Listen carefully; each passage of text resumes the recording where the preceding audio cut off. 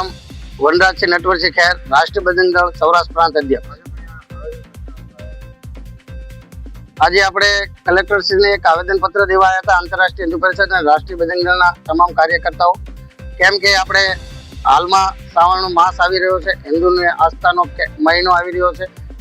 આપણે એ માટે જે બોટાદની અંદર જે કતલખાના ચાલુ છે ગેર બંધારણીય રીતે, તો એને તાત્કાલિક બંધ કરવામાં આવે।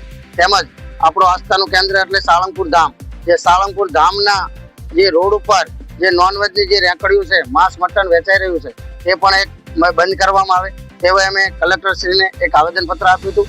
અને આની ઉપર કલેક્ટરશ્રી તાત્કાલિક પગલાં લે, જો લાયસન્સ વગરના જે કતલખાના ચાલુ છે તેને બંધ કરાવે, તેમજ આ જે રેકડીઓ લાયસન્સ વગરના જે હોટલો કરીને બેઠા છે તેમને પણ બંધ કરાવે એવી અમારી નમ્ર વિનંતી। મારું નામ ચાવડા સંજય, હું ખસ રોડ શંકરપરાનો રહેવાસી છું।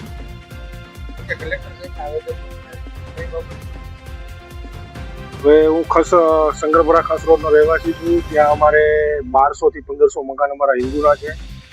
4-5 મંદિરો છે, જેમાં મહાદેવ, હનુમાનજી મહારાજ, સ્વામિનારાયણ ભગવાન, 1-2 મઠ છે માતાજીના, એક બજરંગદાસ બાપાની મઢી છે। ટોટલી આખો એરિયો અમારા હિન્દુ સમાજનો છે। અને હાલમાં 1-2 મકાન મુસ્લિમ સમાજમાં વેચાઈ ગયા છે। અને અમારા હિન્દુ સમાજની આસ્થાને લાગણી ના દુભાય તે માટે અમે આસામ ધારાનો આવેદનપત્ર આપવા આવ્યા।